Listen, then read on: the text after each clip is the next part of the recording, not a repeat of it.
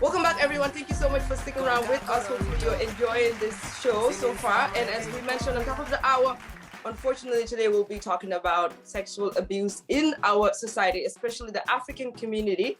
Obviously, you know, this is the show. We bring you a lot of fun topics, but also I think it's really crucial for us to also bring the serious conversations here to talk about it in our communities. So ladies, first of all, let me introduce Adama Ceesay. I don't think our audience have met you before, Adama, and also Haddy, which is Haddy Njie. But let's say hello to Adama Ceesay. Hi, Adama. How are you? From Germany. I'm fine. Hi, Adama. Yeah. How do you say how are you in German? Alles gut? Alles good. Alles good. All is good. All good. You good? No, I'm kidding. Yeah. We're gonna say hello to Afro all the way from Senegal, even though she doesn't have an Afro, but she has a beautiful headpiece on. How are you, Afro? I didn't just say that, but yes. Amina, all the way from South Africa. Hi, Amina. Hi, Amina. Hey, ladies. Let's get into the conversation. As we said, it's going to be serious, obviously. What exactly is sexual abuse? So people can really understand what it means. Amina, I'll throw that question to you before we get into this conversation. So sexual abuse is any non-consensual sexual activity that happens, and this can be physical or psychological. So this is anything that can be classified under when somebody is engaging in sexual activity with another person and that person is either underage or they're not consenting to that kind of activity. Okay, so even if it's underage, if it seems consensual, it's an abuse because they're underage. If the person is under the age of consent, regardless of whether they are willing or they desire for the sexual activity, it is considered to be sexual abuse. That's important that you brought that up. So, but let's get into the conversation. Adama, you are going to be here speaking. Obviously, you're a mom, but also you have some experiences that you wanted to share with the audience and your expertise from working over the years with different organizations and so on.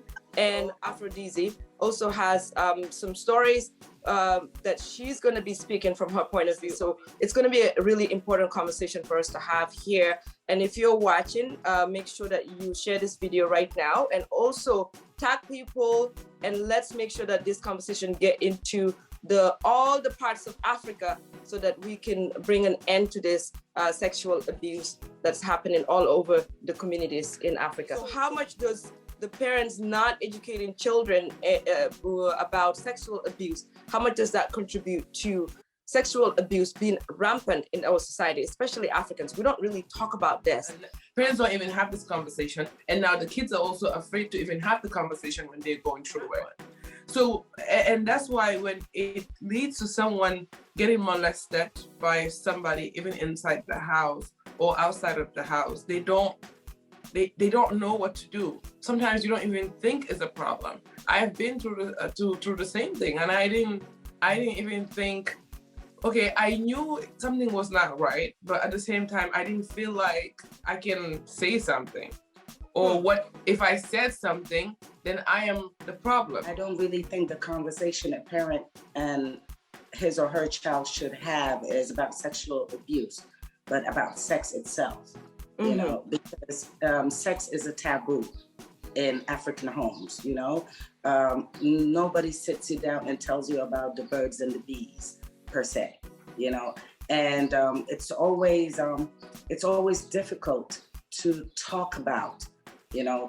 Even when you're watching a movie and two people start kissing, they'll send you away. Because most children are afraid to tell their parents because they don't even know how to tell them, because that window or that door was never open for them to have that conversation. If I hear you correctly, though, you're saying that they have to have the sex conversation first as an introduction to even before they talk about this. Going back to Amy, you've never shared this, and like I've never heard anything like this from you.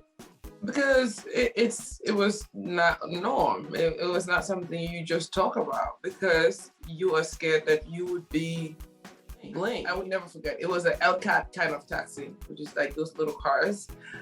So I was sitting in front of the taxi. The taxi driver was sitting in the taxi, like on his driver's seat. I was the only one, there. that time. So they were trying to recruit more passengers to come in the car. And I was sitting there and he just took his hand and put it inside my shirt. And I couldn't say a word. I was kind of like moving. I didn't know if I had to scream, if I had to run, or if I just had to stay there. And I stood there the whole entire time. Wow. And never talked about it. Wow. Well, I think every single woman out there in Africa at some point have been sexually abused but don't even realize it. Mm-hmm. Because I remember when I was young, I was probably like 5 or 6 years old. I can still remember.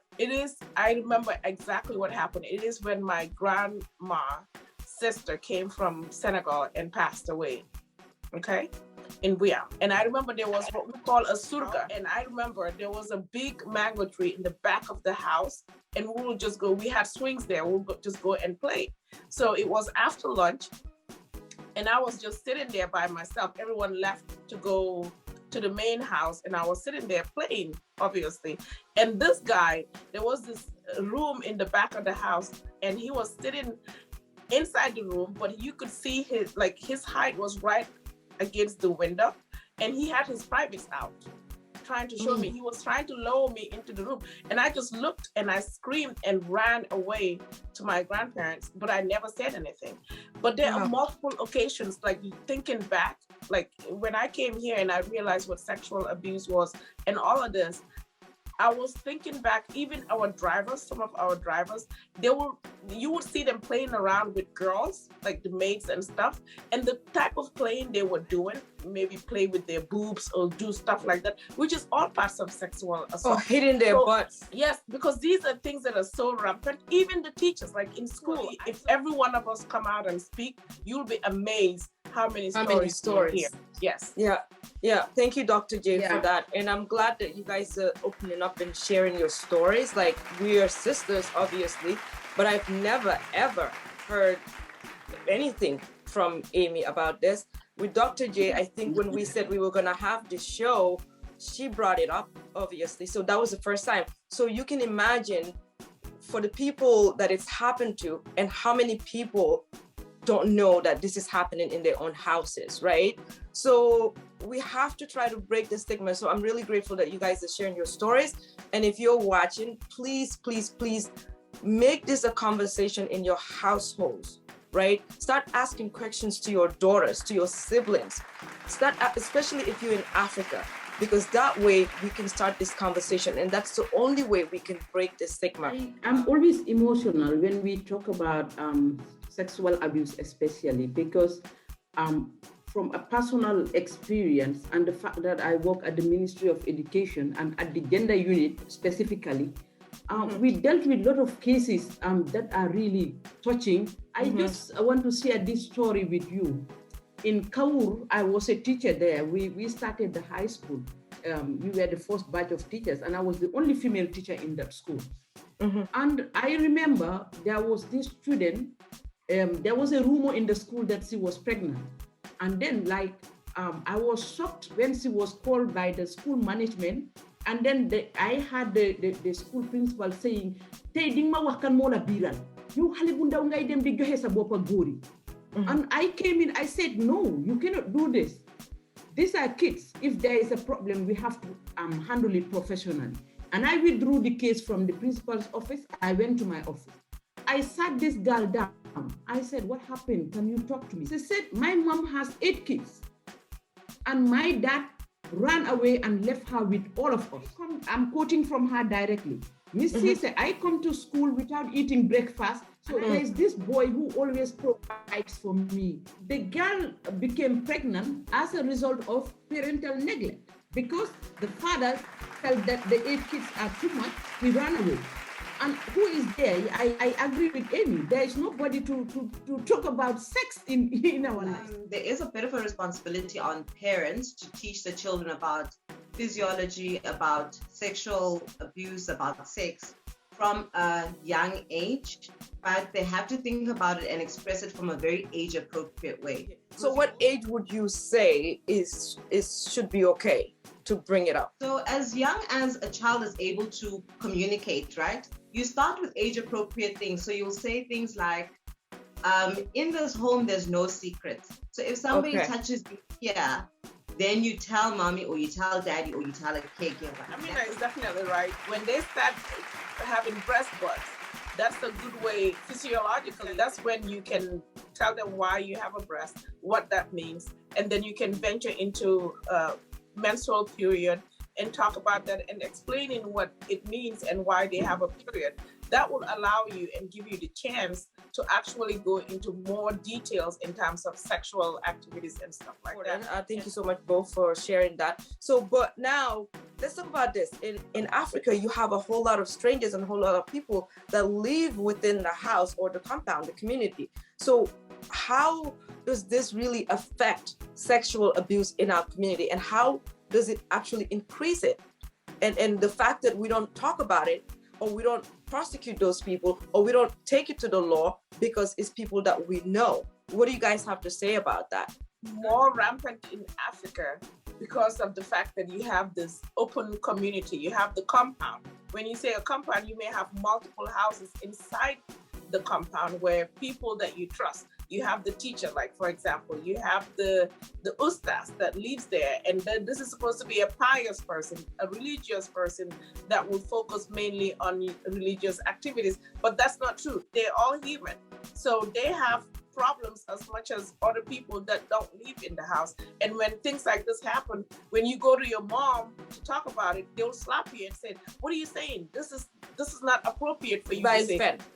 Yes, they will say, "Stop lying," and give you a slap. So you may not even have the will to even further go into details as what happened. But why do parents not believe the child or admit that there's something here?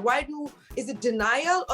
I don't understand that part of it. And it's almost every family that would probably do that in Africa, if we're being honest. As Africans were raised to look up to our elders, so the child is always almost at the bottom. One of the huge things about the laws, like the child care laws, are such that we have to start to look at children as people with rights, people with visions, people with a sense of understanding of who they are.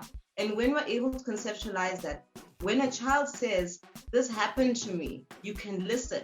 So like what Amy was saying is that then this happened to me and I had to go within myself, and then they decide that maybe it's my fault, that's an elder. The elder is right, I must be wrong, because that's what we're taught as children. 3 years ago, I went to Gambia and I went to visit there's a shelter in Bakote. And I went to visit the shelter with one of my friends, Anita, and we met a girl there. That girl, in her own house, her own father that she trusts, was molesting her, obviously, before she impregnated her. Now, how would this girl go to her mom and say, "Your husband, my father, is sexually abusing me"? And sometimes I think not only I'm talking to the younger people. You don't have to be, you could be a teenager, a young adult. It doesn't have to be your biological parents that you trust to just talk to them. If you feel like the molest is coming from inside the house, you can go outside of the house and look for someone that you trust. There's always that cool auntie or that cool uncle you could go and talk to. So you have to find comfort in who else can I actually talk to? Because if I tell my mom that my dad is molesting me, I mean, that's going to be an abomination. But, let's go back a bit, Amy, because with everybody here, I'm just thinking in Africa, right? I'm trying to put myself back there. Coming out and saying this, especially the fathers, like who's gonna be willing to stand up to that person? Because it's in the West, the law is there and they don't give a ish. They don't care who your father is or if it's your father or not, because the law is there in the West to protect the human right of a person. But in Africa, it's almost like they are there to protect the family setting instead of the child, like Amina was saying. And this is a problem. This is a huge problem. And I think the conversation that we are having is not supposed to just be with the children and the parents and the teenagers and the adults, okay? It has to be with the law enforcement also. But let me just tell you that this girl that I am talking about had to run away from her house because her mother was like, you can't even talk to anyone about this. And the mother was still married to the father. I grew up in Saudi Arabia, and that never happened to me. But hold on, it was by a Gambian living in my house, my father's house, a Gambian diplomat there.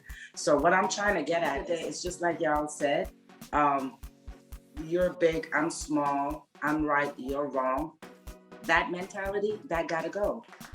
You see, and they need to go and get help and get out of our communities and stop messing up people's lives. Sick people, because I don't know how you can actually get any pleasure from a 6-year-old.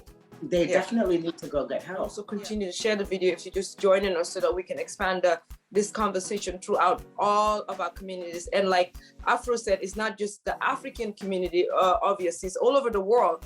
But I think the reason why it's so rampant in Africa that it keeps happening is because we don't really talk about it. And what I wanted to say quickly before Adama, you come in, is that people are built differently and it affects people differently. I just wanted to say that because there are some women, they never ever, after it happens to them, they never ever fully become a normal person again in their life, ever. Their whole life is taken away from them. I have a problem with our patriarchal nature, which nurtures criminals. I call them criminals and bandits, because if you take advantage of an innocent man or an innocent child, be a boy or a girl, because now abuse is not only the girls, it goes beyond the girl child. They are abusing our boys in the abuse is too much. Our girls are suffering, our women are suffering, and there is nobody willing to listen to us when we are abused. Adam, I'm very happy that you brought this conversation about the boy child also, that sexual abuse is also happening to the male. Last year, when I went to Gambia, right, we were driving and we saw an older white man, a tourist, with a small little boy, a Gambian boy, walking. And Troy was with me, that's Anita's, my friend's daughter. And the moment she saw, and she lives in the West, she's American. The moment she saw them, she was like, that don't look right. But guess what? Everybody else in the community looks at it as, oh, this white man loves this babe, this young boy. Those boys are probably being sexually abused. And I'm telling you, parents, you need to be careful, especially with poverty can lead us through so many things. But man, let's be vigilant. Yeah, and on that note, what we'll do is we'll take a quick break, and hopefully you'll continue to share this video and also commenting and sharing your experiences. We will take a break and we will do the sister chat, and when we come back, we will continue this conversation on the other side of the hour. So stick around, don't go anywhere, we'll be right back.